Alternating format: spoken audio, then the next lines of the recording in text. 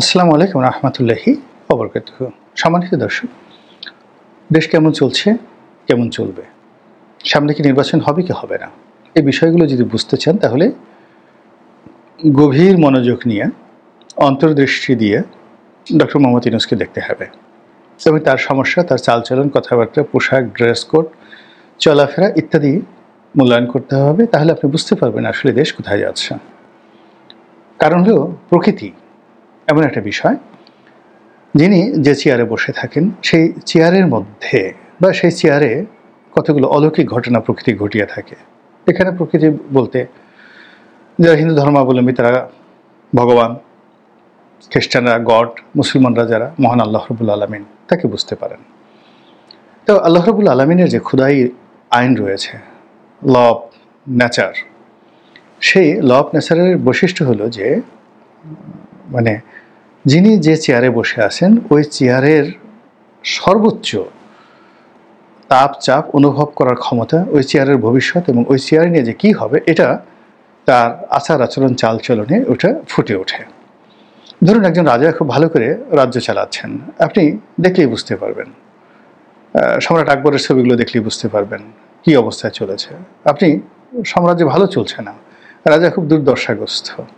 আপনি বাহাদুর শাহ, দ্বিতীয় বাহাদুর শাহ, তার পোর্ট্রেটগুলো দেখলেই বুঝতে পারবেন যে সে কত বিপদের মধ্যে তিনি ছিলেন এবং রাজ্যকে সেভাবে রেখেছিলেন। এনিওয়ে, একইভাবে শেখ হাসিনার যে পতন হবে সেটা 2024 সনের এপ্রিল থেকেই কিন্তু মোটামুটি বোঝা গিয়েছিল।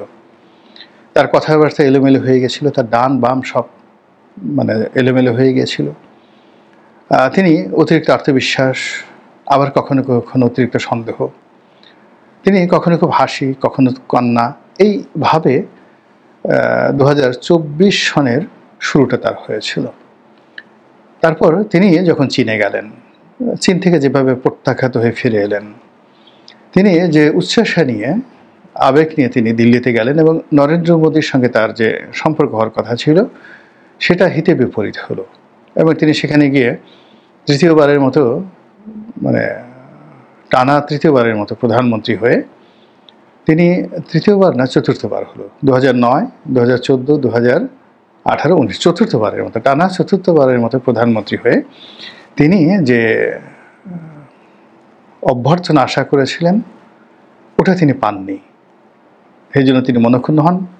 আবার অন্যদিকে তিনি যে ভূমিধস বিজয় লাভ করে সেখানে গিয়েছিলেন এবং কৌশল করে যেভাবে বিজয়ী হয়েছিলেন, এটাকে ঠাট্টা করে মস্করা করে তিনি নরেন্দ্র মোদীকে নাকি খোঁটা দেওয়ার চেষ্টা করেছিলেন। নাকি বললাম, কথাটা সত্য মিথ্যা আমরা জানি না। এর কারণ হলো ওইবার এখন যে নরেন্দ্র মোদী প্রধানমন্ত্রী রয়েছেন, যে ভোটের মাধ্যমে তিনি এসেছিলেন, সেই ভোটের পরপরই শেখ হাসিনা সেখানে গিয়েছিলেন। তো তখন নরেন্দ্র মোদীর জয়লাভ করাটা আসলে খুব কঠিন একটা বিষয় ছিল। সবাই ধরে নিয়েছিল যে এই যাত্রা নরেন্দ্র মোদী ফেল করবে এবং তাকে ছোট ছোট বিরোধী দল নীতিশকে ম্যানেজ করে তারপর তাকে ক্ষমতায় কিন্তু থাকতে হয়েছে।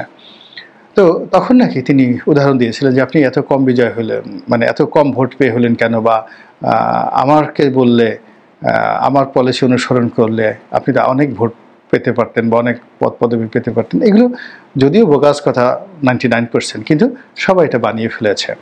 কিন্তু দিল্লি থেকে তার যে প্রত্যাবর্তন, তিনি দিল্লি থেকে যেভাবে এসেছেন তার মনে ভয় ছিল, বেদনা ছিল, কষ্ট ছিল এবং আবার তিনি যখন চীনে গেলেন ওখানে পরিস্থিতি আরও ভয়ঙ্কর হলো। তারপরে বাংলাদেশে এলেন, বাংলাদেশে এনে আসার পর তিনি তো একেবারে বেসামাল। তিনি যে সকল কথাবার্তা বললেন, যে সেই সংবাদ সম্মেলনে, ফলে তার বিরক্তি, তার ক্রোধ সব কিছু রীতিমতো উপচে পড়লো। সেখানে তিনি রাজাকারের বাচ্চা কাচ্চা বলা শুরু করলেন। তারপরে যখন আন্দোলন শুরু হলো, মেট্রো রেল পুড়িয়ে দেওয়া হলো এবং মেট্রো রেল দেখতে গিয়ে তিনি যেভাবে কাঁদলেন, এটা আসলে তার সঙ্গে মানায় না। এরপর তার আরও কিছু ভিডিও ফুটেজ, অডিও ফুটেজ আমরা দেখতে পাচ্ছি এখন ইদানিংকালে, যে তিনি কথা বলতে গিয়ে বারবার এলোমেলো হয়ে যাচ্ছেন, আবেগপ্রবণ হয়ে যাচ্ছেন, ডানে তাকাচ্ছেন, বামে তাকাচ্ছেন। তারপরে তিনি রাশেদ খান মেনন, আনোয়ার হোসেন মঞ্জু, জাতীয় পার্টির লোকদের সঙ্গে বৈঠক করছেন, কথার কোনো ধারাবাহিকতা নেই, কমেন্ট নেই, কিচ্ছু নেই। মন মাঝি তোর বৈঠা নেড়ে আমি আর বাইতে পারলাম না। তখনই বোঝা গিয়েছিল যে Sheikh Hasina is no more. একইভাবে যদি ডক্টর মোহাম্মদ ইউনূসকে আপনার বুঝতে হয় যে তার ক্ষমতা কতদিন প্রলম্বিত হবে, তার অধীনে কি নির্বাচন হবে, তিনি কি নিজেই তত্ত্বাবধায়ক সরকারের প্রধান হবেন, না এই অন্তর্বর্তীকালীন সরকারের প্রধানরূপে নির্বাচন পরিচালনা করবেন, সব কিছু কি ঠিকঠাক মতো আছে, এগুলো যদি আপনি দেখেন বা বোঝার চেষ্টা করেন, তাহলে তার ডানে বামে তাকাতে হবে। যদি আপনি তার ডানে বামে তাকান, মানে ডান দিকে কারা আছেন, বাম দিকে কারা আছেন, ডানপন্থী বামপন্থী, যেভাবেই আপনি নেন না কেন, দেখবেন যে তার ডান বাম সব এলোমেলো হয়ে গেছে, তার সামনে পেছনে সব কিছু এলোমেলো হয়ে গেছে। পেছনে যে সকল মানুষ তাকে আক্রমণ করার, তাকে অপদস্থ করার, তাকে হেয় করার জন্য গত 1 বছর যাবৎ চেষ্টা চরিত করে যাচ্ছিল, তারা ক্রমশ শক্তিশালী হয়ে পড়েছে এবং তারা জানান দিচ্ছে তাদের কথা দ্বারা, বার্তা দ্বারা, আক্রমণ দ্বারা, তাদের আচরণ দ্বারা প্রতি মুহূর্তেই যাকে বলা হয় ডক্টর মোহাম্মদ ইউনূসকে পেরেশান করে তুলছেন এবং তার যারা সঙ্গী সাথী তাদেরকেও পেরেশান করে তুলছেন। যদি তার ডান দিকে জামাতকে ধরেন, বাম দিকে বিএনপিকে ধরেন, বা বাম দিকে জামাতকে ধরেন, ডান দিকে বিএনপিকে ধরেন, পেছনে যদি আওয়ামী লীগকে ধরেন, সামনে যদি এনসিপিকে ধরেন, তাহলে দেখুন তো গত 3 মাসে কোনো কিছু ঠিক আছে কিনা, কোনো কিছু ধারাবাহিকভাবে চলছে কিনা। এবং তারা সবাই, মানে আমরা এ যাবৎকালে ডক্টর মোহাম্মদ ইউনূসকে উপলক্ষ করে কেউ কোনো কথা বলিনি এবং টিল নাও এখন পর্যন্ত আমরা উপদেষ্টা পরিষদের পরিবর্তন চাচ্ছি, আমরা মবের বিরুদ্ধে কথা বলছি, আইনশৃঙ্খলা উনি ভালো রক্ষা করতে পারছেন না এ কথা বলছি, ওনার কিছু সমালোচনা করছে যে উনি সেই ঋণগুলো মকুব করে নিয়েছেন, তারপরে উনি গ্রামীণ ফোনকে সুযোগ দিয়েছেন, নতুন বিশ্ববিদ্যালয় নিয়েছেন, ওনার বিরুদ্ধে অভিযোগ করছি, কিন্তু ওনাকে ছেড়ে দিচ্ছি না, ওনাকে বলছি না যে চলে যান আপনি, আপনার দ্বারা হবে না, আমরা কেউ কিন্তু বলছি না। কিন্তু ইদানিংকালে যেটা হচ্ছে, কেউ কেউ কিন্তু এই কথা বলার চেষ্টা করছেন যে নো মোর ইউনূস, চলে যান আপনি, বা তার বিরুদ্ধে অনেকে মিছিল করার চেষ্টা করছেন, কথাবার্তা বলার চেষ্টা করছেন। এটা কিন্তু তিনি যেভাবে অভিষিক্ত হয়েছিলেন এবং যেভাবে আশা নিয়ে এসেছিলেন, এবং গত 11 সময়টাতেও এরকম একটা ভাইব তৈরি হয়েছিল, এবং ঠিক সেই ভাইবটি 6-7 মাসের মাথায় এসে হোঁচট খেয়ে পড়ে। তিনি 6 মাসের বেশি মানে তার সেই যে তার সম্পর্কে যে ইতিবাচক ধারণা 11 সময় হয়েছিলেন, এবং তখন তিনি সম্ভবত কি একটা নাগরিক পার্টি না কি যেন একটা তৈরি করতে চেয়েছিলেন। আবার ঠিক একইভাবে এইবারও সেই এন দিয়া নাগরিক ন্যাশনাল সিটিজেন পার্টি বা নাগরিক পার্টি এরকম এখন এনসিপি করার চেষ্টা করছেন। তার সেই আগের যে রাজনৈতিক অভিলাষ, এটা যে বন্ধ হয়নি, এই নামের দিকে তাকালেই বুঝতে পারবেন, এনসিপি এবং ওই আমলের নাগরিক। এবং ওই সময়টিতে তার যার সঙ্গে যারা এসেছিলেন, বলতে গেলে সবাই কিন্তু বেজ্জতি হয়েছেন, সবাই যাকে বলা হয় রাজনীতির মাঠ থেকে তাদের সমস্ত ক্যারিয়ার শেষ করে গেছে। মানে ডক্টর মোহাম্মদ ইউনূসের 11 সময় যারা তার সঙ্গী সাথী হওয়ার চেষ্টা করেছিলেন গোপন এবং প্রকাশ্যে, এবং তাকে যারা প্রক্সি দেওয়ার চেষ্টা করেছিলেন 11 সময়, যারা কিংস পার্টি রূপে সেকেন্ড, থার্ড, ফোর্থ লেয়ার তৈরি করে ডক্টর মোহাম্মদ ইউনূসকে ফ্রন্টিয়ারের লাইনে একদম প্রথম সারিতে তাকে ক্ষমতার কেন্দ্রে পৌঁছে দেওয়ার জন্য যারা চেষ্টা করেছিলেন, সেই ডক্টর ফেরদৌস আহমেদ কুরেশি থেকে শুরু করে অন্য যারা আছেন সব তছনছ হয়ে গেছেন। আবার ডক্টর মোহাম্মদ ফেরদৌস আহমেদ কুরেশির সঙ্গে যারা যারা এসেছেন তারাও তছনছ হয়ে গেছে। এই সরকার আসার পরে গত 1 বছরে যে কয়টি নতুন রাজনৈতিক দল গঠন করার চেষ্টা করা হয়েছে এবং যে সকল লোক তাকে উদ্ধার করার জন্য এগিয়ে এসেছেন, সেটা ফরহাদ মাজহার বলেন, শওকত মাহমুদ বলেন, এবং এটা যে আজকের ঘটনা নয়, অনেক আগে একবার মনে আছে আপনাদের আওয়ামী লীগ জমানাতে শওকত মাহমুদ, সাংবাদিক শওকত মাহমুদ এবং ফরহাদ মাজহাররা শেরাটন অথবা সোনারগাঁ হোটেলে একটা বিরাট অনুষ্ঠান করেছিলেন, কি একটা নাম দিয়ে, ওটা নিয়ে বিএনপি ভীষণ ক্ষেপে গিয়েছিল এবং বিএনপি শওকত মাহমুদকে, তিনি তো বিএনপির ভাইস প্রেসিডেন্ট ছিলেন, সেখান থেকে বহিষ্কার করেছিলেন। তো সেই ঘটনাটা মনে রাখেন। তারপরে আবার এই সময়টিতে এসে শওকত মাহমুদদের নতুন দল করা, নতুন একটা দল করা, ইলিয়াস কাঞ্চন সহ সবাই সহ সেই দল বিশাল জাঁকজমকপূর্ণভাবে দল করলো, মনে হচ্ছে যে এই দলই ক্ষমতা চলে আসবে। আবার দেখা গেল সেই দলের কোনো নামগন্ধ নেই এবং সেই দলে অনেককেই আহ্বান করা হলো। এর বাইরে বিএনপি থেকে যারা বিভিন্ন সময় বের হয়ে দল করেছিলেন, বিএনপির সময় 11 সময় যারা বিএনপির বিরুদ্ধে অবস্থান করেছিলেন, তাদেরকেও কিন্তু গত 1 বছরে বেশ কয়েকবার ভিন্ন অ্যাঙ্গেল থেকে নড়াচড়া করতে দেখা গিয়েছে এবং স্পষ্টত ধারণা করা হয় এরা সবাই ডক্টর মোহাম্মদ ইউনূসকে হেল্প করার জন্য, এনসিপিকে হেল্প করার জন্য, বিএনপিকে এবং আওয়ামী লীগকে বিপদে ফেলার জন্য, -2 কার্যকর করার জন্য সর্বোচ্চ চেষ্টা করেছেন। ফলাফল শূন্য। এরপর যদি আপনি চিন্তা করেন জামাত, তো জামাত এবং তার যারা সঙ্গী সাথী রয়েছেন ইসলামী দলগুলো, তারাও কিন্তু ডক্টর মোহাম্মদ ইউনূসকে নানাভাবে সাহায্য সহযোগিতা করে সামনে পিছনে ডানে বামে বহুভাবে তাকে প্রোটেকশন দেওয়ার চেষ্টা করেছে এবং আনকন্ডিশনালি। মানে এই ভদ্রলোককে যদি পারতেন তারা কিয়ামত পর্যন্ত রেখে দিতেন যে আল্লাহ তুমি একে হায়াতে তৈয়বা দান করো, ইনি যেন একেবারে কিয়ামত পর্যন্ত থাকেন এবং ইমাম মাহাদি যখন আসবেন তখন যেন তার হাত থেকে ক্ষমতা আমরা সেই ইমাম মাহাদির হাতে দিয়ে একটা গাজওয়াতুল হিন্দ আমরা চালু করতে পারি, অথবা ডক্টর মোহাম্মদ ইউনূসকে এম্পাওয়ার্ড করে তার নেতৃত্বে ভারতের 7 সিস্টার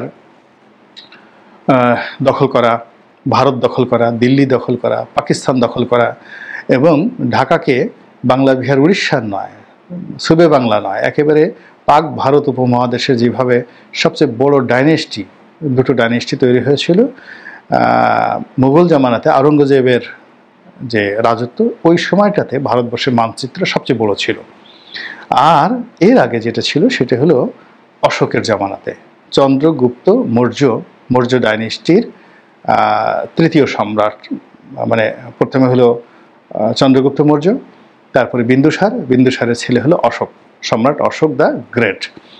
তো সেই অশোকের যে মানচিত্র ওটা হলো দ্বিতীয় বৃহত্তম মানচিত্র এবং নরেন্দ্র মোদীর টার্গেট যে ভবিষ্যতে ভারতবর্ষকে কেমন একটা শক্তিশালী করে অশোক যে ভূমির উপরে প্রভাব বিস্তার করেছিল সেই ভূমি অর্থাৎ পাকিস্তান, আফগানিস্তান, বাংলা, বিহার, উড়িষ্যা সব তিনি দখল করে ফেলবেন। এজন্য পার্লামেন্টে সেই অশোক জমানার একটা মানচিত্র যেটিকে বলা হয় অশোক চক্র, সেই অশোক চক্র তিনি স্থাপন করেছেন এবং এটা নিয়ে সারা দুনিয়াতে তর্ক বিতর্ক হচ্ছে। তো সেই মোদির অশোক চক্রকে চ্যালেঞ্জ জানিয়ে কেউ বাদশাহ আলমগীর চক্র, মানে বাদশাহ আলমগীর আওরঙ্গজেবের জামানাতে যে বিশাল অংশ ছিল যেটা সম্রাট অশোকের জামানায় হয়নি, আলমগীরের জামানাতে কিন্তু এই যে দক্ষিণ ভারত অর্থাৎ দাক্ষিণাত্য গুজরাট, এই পুরো এলাকা, মহারাষ্ট্র পুরো এলাকা দিল্লির অধীনে নিয়ে আনা হয়েছিল, যেটা অশোকের জামানাতে হয়নি। তো এবং এর বাইরে আফগানিস্তান পার হয়ে এখন যে মধ্য এশিয়ার কয়েকটি অঞ্চলে কিন্তু আওরঙ্গজেবের কর্তৃত্ব প্রতিষ্ঠা হয়েছিল। তো কাজেই এখন লক্ষ লক্ষ যুবকদের মনে, তরুণ যুবকদের মনে ইসলামাইজেশনের যাকে বলা হয় চিন্তাধারা ঢুকিয়ে যেটা বলা হচ্ছে যে বাংলাদেশে 22 কোটি মুসলমান, 18 কোটি মুসলমান, পাকিস্তানে 22 কোটি, ভারতে 35 কোটি, তো সব মিলিয়ে 75 কোটি মুসলমান, এরা তো সারা দুনিয়া ডমিনেট করতে পারে, সারা দুনিয়া ডমিনেট করতে পারে। শুধুমাত্র একটু শুরু করতে হবে, একজন নারায়ে তাকবীর আল্লাহু আকবার বা একজন ইনকিলাব জিন্দাবাদ বলে একটা স্লোগান দিলে বাকি সবাই সেখানে গিয়ে তলোয়ার নিয়ে ঝাঁপিয়ে পড়বে এবং মোদি বাহিনীকে পরাজিত করে তছনছ করে দেবে। এইরকম ইগো এবং সুখ স্বপ্নে বিভোর অসংখ্য মানুষ রয়েছে এই বাংলায়। তো যারা গত একটা বছর ধরে, মানে এই স্বপ্ন কিন্তু আজকের নয়, এই স্বপ্ন সেই পাকিস্তান জামানা থেকে আমি যেটা বললাম, আর সেই স্বপ্নের একেবারে চূড়ান্ত রূপ লাভ করেছে কিন্তু জুলাই আগস্ট বিপ্লবের পরে। এবং তারা ডক্টর মোহাম্মদ ইউনূসের সামনে পেছনে ডানে বামে যেভাবে তার জন্য একটা প্রতিরক্ষা বহু তৈরি করে তাকে শক্তিশালী করে আসছিল, সেই বহুটা কিন্তু ভেঙে গেছে। এবং যেহেতু সেই প্রতিরক্ষা বহুটা, ওয়ালটা ভেঙে গেছে, সেই জায়গাতে অজানা ভয়, অজানা শঙ্কা, অজানা শক্তি, অজানা আতঙ্ক ঘেরাও করেছে। আর এর ফলে ওনার কথাবার্তা এলোমেলো হয়ে গেছে, ওনার কর্মকাণ্ডের যে ধারাবাহিকতা সেটা নষ্ট হয়ে গেছে এবং উনি যে সকল সিদ্ধান্তগুলো নিচ্ছেন সেই সিদ্ধান্তগুলো কতটা তৃণমূলে বাস্তবায়িত হচ্ছে, কতটা কেন্দ্রে বাস্তবায়িত হচ্ছে, কতটা সচিবালয়ে বাস্তবায়িত হচ্ছে, কতটা ইউনিয়ন পরিষদের যে তহসিল অফিস সেখানে বাস্তবায়িত হচ্ছে, এটা যদি আপনারা মূল্যায়ন করেন রীতিমতো আঁতকে উঠবেন। একটু গিয়ে দেখেন যে আমাদের পবিত্র যে অঙ্গন, বিচার অঙ্গন কি হচ্ছে, সচিবালয়ে কি হচ্ছে, পুলিশ প্রশাসনে কি হচ্ছে, ক্যান্টনমেন্টগুলোতে কি হচ্ছে, ব্যাংক পাড়ায় কি হচ্ছে, রাজনীতির অফিসগুলোতে কি হচ্ছে, রাজনীতির অন্দরমহলে কি হচ্ছে, বড় বড় রাজনীতিবিদ অন্দরমহলে কি হচ্ছে, সব মিলিয়ে আমরা যে একটা ঘূর্ণি পাকের মধ্যে পড়েছি, ঘোল যেটিকে বলা হয়, ঘোলের মধ্যে পড়েছি। একমাত্র আল্লাহই জানেন এই ঘোল থেকে আমরা কিভাবে উদ্ধার পাবো, রক্ষা পাবো। আসসালামু আলাইকুম ওয়া রাহমাতুল্লাহি ওয়া বারাকাতুহু।